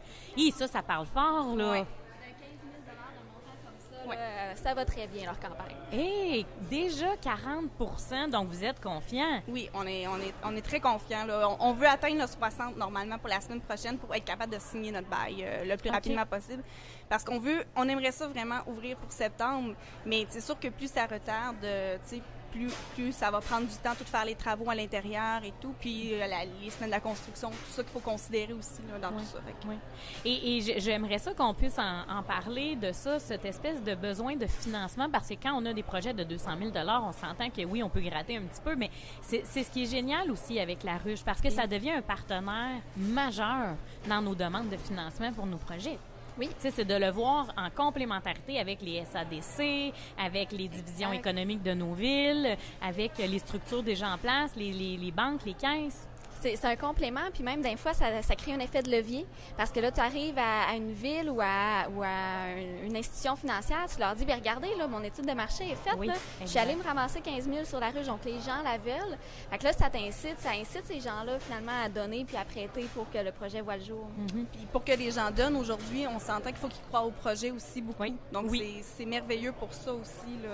Oui. Et ce que je trouve, tantôt on le disait, mais tu sais, pourquoi c'est participatif? Puis oui, il faut que les gens croient au projet, mais ça nous assure aussi d'une certaine clientèle. Oui. Tu sais, après coup, le projet ouvre, les gens vont avoir hâte là, d'aller découvrir ce lieu-là puis d'aller s'approvisionner. Là. La question que je me posais par rapport à ça, est-ce qu'elle vient de me filer entre les deux oreilles? Je me souviens. On l'a vu sortir, hein? Parce que j'allais dire, les contreparties, l'ouverture prochaine, ça me peut-être une contrepartie farfelue que nous, on a. Oui. Donc, nous, en fait, il va y avoir une belle plaquette faite de stainless, mais on veut faire commanditer soit les compagnies ou même les personnes vont pouvoir avoir leur nom sur les silos. Donc, nous, on a des silos distributeurs pour le vrac. OK. Puis, ça permet beaucoup plus d'hygiène, mais en même temps, ils vont pouvoir justement aller mettre leur nom. Donc, ça va être, exemple, les cachous d'Alexis, ou une entreprise, justement, qui va pouvoir commanditer directement le silo. Et c'est bon à vie parce qu'ils vont avoir adopté leur silo. Donc, c'est une super publicité. Les gens vont voir tous les jours le nom de cette compagnie-là qui nous a aidés à partir. Donc, si on commence les recherches la semaine prochaine, là, donc si... Juste me le reprêter. Oui, certainement. Dans là, fond, c'est en papier. Là, oui, mais c'est pour donner l'exemple, en fait, de ça. Donc, on pourrait vraiment devenir visible dans le commerce en disant, moi, j'aime bien les cachous de Véro ou quelque chose comme ça, ou d'une entreprise, les fraises séchées de Grand V ou quelque chose comme ça. Exactement. On a des chocolats, on a des légumineuses, des fruits séchés, on a plein de possibilités. Sauter sur l'occasion. Wow, vraiment génial. Puis comme le disait Joanie, il faut être créatif. On a vraiment besoin dans ces projets-là pour aller susciter l'intérêt des gens. On a besoin aussi de sortir du cadre dans ces propositions-là qu'on fait. Puis je pense que Joanie, quand on s'est parlé pour Grand V, était fière des projets qu'elle allait présenter à l'émission. Oui, hein? Et c'est ça, je suis en poste, moi, depuis 3 mois. C'est les 3 premiers projets que je mets en ligne. Puis vraiment, là, c'est des super projets. Tu mets la barre haute, là, pour que... Oui, c'est ça pour la suite, hein? Oui. Fait que si vous avez des projets, là, vous m'appelez. Oui, c'est ça aussi. Présentement, vous vous dites, mon Dieu, moi aussi, peut-être que j'aurais une idée ou un projet, puis je pourrais sauter sur l'occasion parce que c'est une réelle opportunité. D'utiliser la plateforme parce que c'est de la visibilité, un peu comme quand on va au Dragon. Oui. Tu sais, quand tu vas au Dragon, ben tu vas pitcher, puis les gens te voient, puis ils savent qu'est-ce que c'est. Présentement, la plateforme de la ruche Mauricie, en tout cas, c'est ce qu'elle peut permettre, puis vous avez saisi l'opportunité. Ma question m'est revenue, est-ce que je peux la poser? Certainement. Ce que je me demandais, puis c'est un peu à Joanie aussi, je vous la pose aux deux, c'est est-ce qu'on est capable d'aller chercher des statistiques? Parce qu'on dit, bon, l'étude de marché se fait, mais qui sont les donateurs? Est-ce qu'on a une idée du profil de nos donateurs, que des gens qui vont contribuer? Je vous dirais, c'est vraiment différent d'un projet à l'autre parce qu'on a tellement des projets de domaines différents, d'envergure différente d'une région à l'autre également parce qu'on a une ruche à Québec, à Montréal, en Estrie, au Bas-Saint-Laurent et en Mauricie. Donc, le profil est différent. Ce n'est pas un profil la ruche, c'est un profil les aliments santé en vrac, c'est un profil le babillard. Donc, c'est vraiment associé à la campagne elle-même. Donc, ma question est, est-ce que toi, vous allez savoir qui a donné? Est-ce qu'on le sait? Est-ce qu'on a une idée? Ce sont des femmes âgées dans tel âge et tel âge. Est-ce que ça va jusque-là?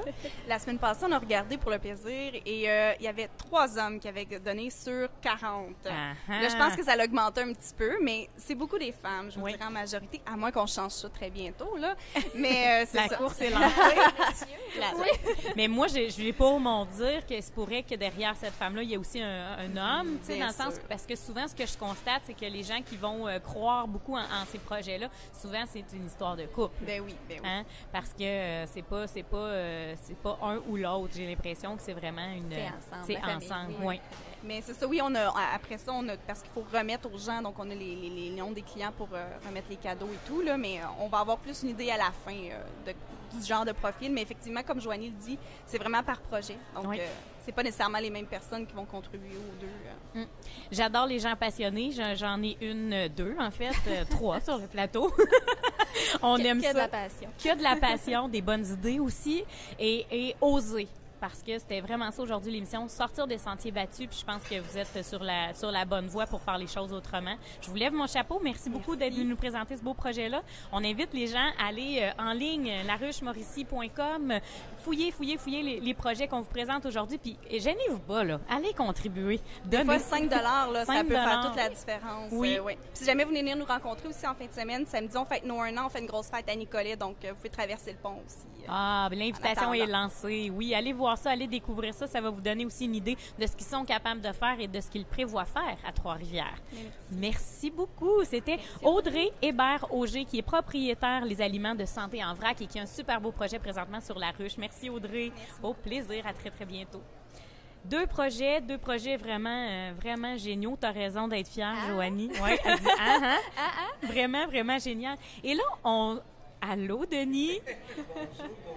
On rencontre Denis Benoît, ce qui est, je trouve, vraiment génial de voir justement les possibilités et la variété de ce qu'on peut retrouver sur la ruche dans cette plateforme-là. Allô, Denis, ça va bien? Bien, ça va très bien, puis merci de me recevoir à votre émission. C'est très apprécié. Grand plaisir. Ça fait grand plaisir. Vous êtes en train de sauter sur une opportunité présentement d'aller vers du financement participatif, puis ça fait plein de sens pour Radio Shawinigan. Oui. Écoutez, nous, dans notre cas, c'est un problème technique qui est survenu, qui est malencontreusement là, complètement en dehors de notre contrôle. Et c'est pas un petit problème. C'est majeur. C'est majeur. Oui, et ce qu'il faut, si on veut juste clarifier ce petit passage-là, ça ne nous empêche pas présentement de diffuser, de radiodiffuser, de broadcaster.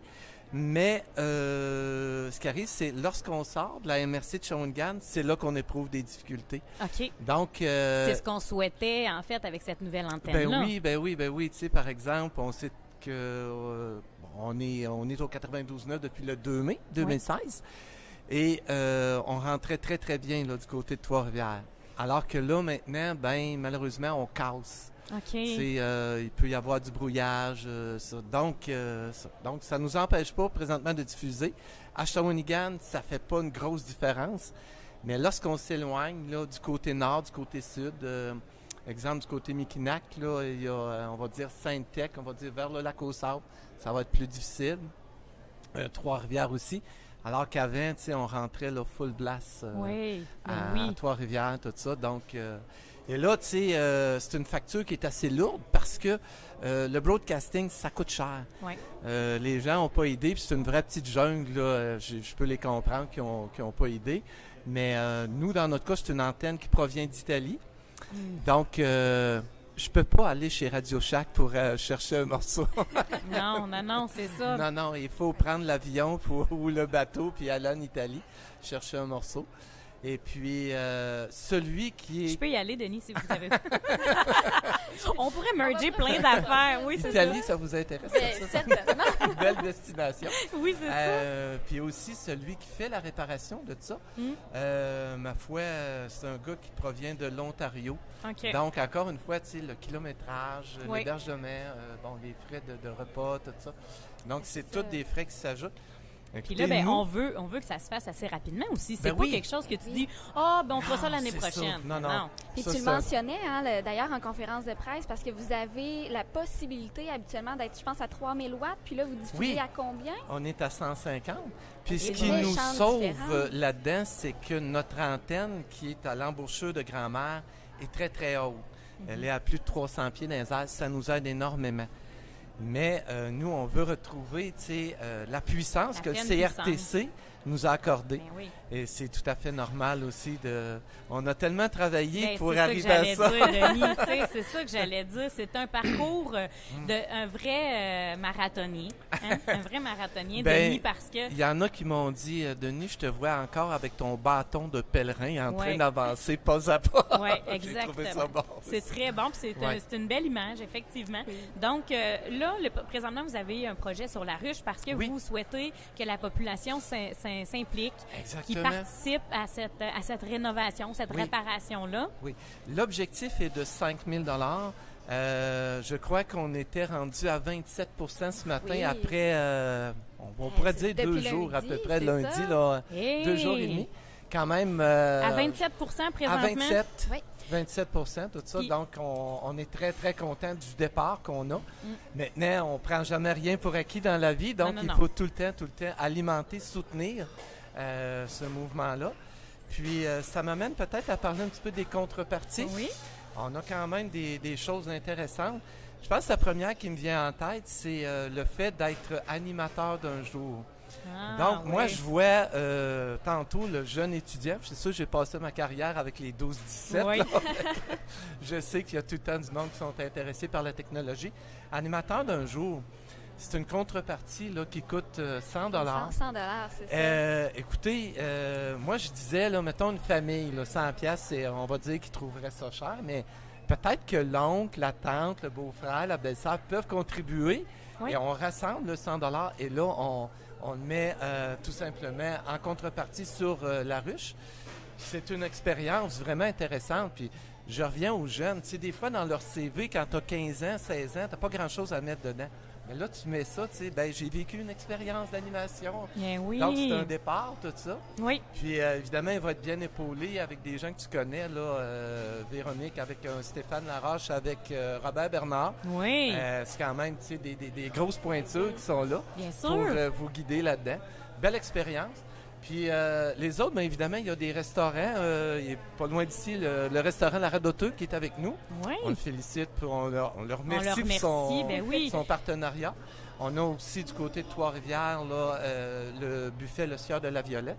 Oui. Et puis ce matin, là vraiment, j'avais une belle surprise à vous annoncer. Une nouvelle parce qu'on a dit qu'en cours de route, il y aurait des surprises, donc de nouvelles contreparties. Fait que vous savez, Radio Shawinigan, le FM 92.9, est partenaire avec le Festival Western de Saint-Tite. Oui. Depuis fort longtemps, puis je tiens à le souligner, puis ils sont, en tout cas, on les remercie. Oui. Et ce matin, on m'a confirmé que notre entente était acceptée, puis j'ai 16 billets, donc 8 paires de billets pour aller voir des rodéos. Wow! Et là, ce qu'on a fait, c'est que dans cette contrepartie-là, on les a mis moins chers que ce qu'ils valent. Donc, exemple, le billet vaut 40 $, nous, on l'a mis à 35 $. Ah. Fait en plus de souscrire pour une bonne cause, vous venez de souscrire pour une activité qui vous intéresse, que vous aimez. Mais c'est ça. Alors, c'est ça qu'on disait, la ruche, c'est ce qui est intéressant, c'est qu'il y a toujours du donnant. Tout le monde y gagne. Tu donnes parce que tu soutiens une bonne cause, puis tu sais que ça vaut le coup. Mais en plus, c'est que toi, tu trouves ton compte, par exemple, en allant au rodéo à Saint-Tite. À Saint-Tite. Puis on parlait de créativité tout à l'heure. Tu sais, je pense que la radio en est un bon exemple. Au niveau des contreparties, ils n'ont pas un produit direct à offrir comme les aliments de santé en vrac, mais une expérience comme ça d'animation de radio, de passer un message. Bien, tout est dans l'originalité. Puis finalement, c'est la seule limite à organiser les contreparties. Oui, vraiment. Hein, c'est un beau projet. Puis là, ben, on pense un message aussi à la communauté parce que les radios, c'est important. Et là, je pense que les gens, il faut qu'ils prennent conscience, qu'ils soutiennent une puissance d'antenne. Puis c'est un média qu'on doit s'approprier. Les gens doivent... Je pense qu'il y en a qui l'ont déjà compris. Ben absolument. Mais c'est ça qu'on est en train de dire. Là, on veut se donner la capacité de rayonner. Où est-ce que le CRTC nous a donné le droit aussi de rayonner, là? C'est qu'à présentement, on se prive. Comme communauté, on se prive de ça. Tu sais, si on regarde, là, évidemment, il y a beaucoup de radios qui rentrent dans Shawinigan, mais la seule et unique opinion sur rue à Shawinigan, c'est celle du 92.9. Puis actuellement, au niveau des radios communautaires, on sait que du côté de CIBL à Montréal, qui est une des plus vieilles stations, qui a plus de 25 ans, on sait qu'ils sont, en tout cas, ils sont en campagne de sociofinancement. Oui, sur la ruche également. Oui, sur la ruche aussi, je n'étais pas certain que oui, c'était la ruche. C'est en ligne depuis quelques jours. Là. Ah, OK. Et je sais qu'eux, c'est quand même... c'est pas un problème technique qu'ils ont, là, tu sais, c'est quand même assez lourd, tout ça. Puis on voudrait pas, là, tu sais, que ça n'en vienne à ça. On voudrait pas perdre notre station. Mais non. Un jour, Véronique, moi, je vais probablement passer le flambeau. Le bâton de pèlerin. Je le dis parce que là, j'ai un petit pincement au cœur, là, tu sais. Bien, c'est sûr. Moi, ça fait quand même 20 ans que je travaille ce projet-là. Oui. Et mon but, c'est tout le temps de donner la chance à des gens de faire de la radio. Oui. Ici, des jeunes, tout ça. Et ma foi, je me dis, je veux que la radio perdure. Je veux tout le temps qu'elle soit là, tu sais, pour épauler, soutenir, tu sais, les jeunes. Puis tantôt, amener tout. On rend beaucoup de services, tu sais, avec que ce soit les organismes communautaires ou dans l'actualité, toutes les interactions qu'on crée. Quelqu'un qui veut vraiment entendre parler de Shawinigan, ce qui se passe, ben il nous écoute dans l'émission du matin puis dans le retour. C'est pour toutes ces raisons-là, tu sais, qu'on met les efforts là, pour maintenir notre station. Il s'appelle comment le projet sur la ruche? Est-ce que comment il s'appelle? Oui, réparons l'antenne du VFM 92.9 CFUT. Mais un moyen très simple là, que tu me fais penser, Véronique. Oui. Les gens peuvent aussi aller sur notre site Internet. Ils vont sur 929 CFUT. Donc, 929, c'est notre fréquence, 92.9 CFUT.com. Et là, vous allez voir, vous arrivez sur le site, puis une place est marquée « Faites un don ». Là, vous cliquez là-dessus, vous arrivez directement sur la ruche. Puis, si on passe par la ruche, ben, on fait laruchequebec.com. Ensuite, on va explorer les projets. On fait Mauricie, puis là, on voit notre logo. Exactement. Génial. Ben oui, c'est fort simple.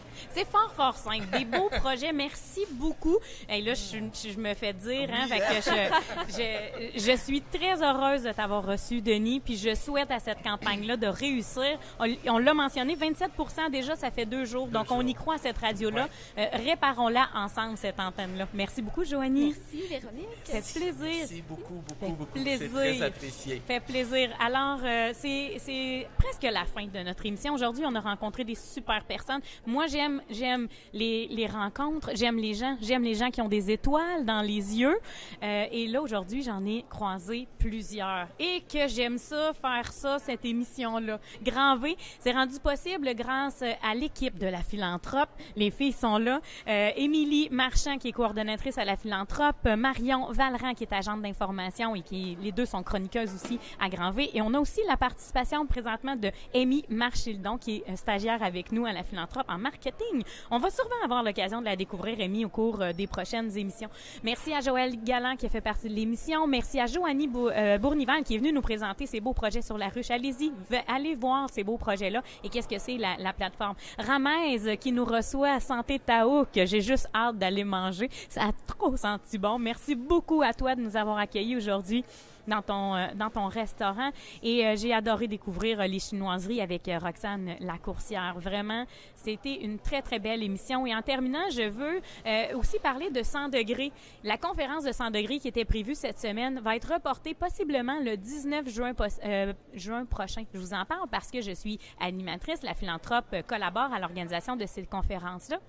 Et aussi, je trouve qu'Annie Julien, la professeure d'éducation physique, qui est partie de l'idée de juste avoir un local de cuisine à son école Chavigny et qui a rendu ce local-là un véritable projet de santé globale. Allez vous informer, allez voir qu'est-ce que c'est. Elle a fait des miracles, cette belle Annie Julien-là, avec sa gang à Chavigny. En terminant, merci à Shawinigan s'entreprend, merci à Abaca, merci à l'Hebdo du Saint-Maurice d'être un partenaire maintenant avec nous, Santé Taouk et la philanthrope. À très bientôt.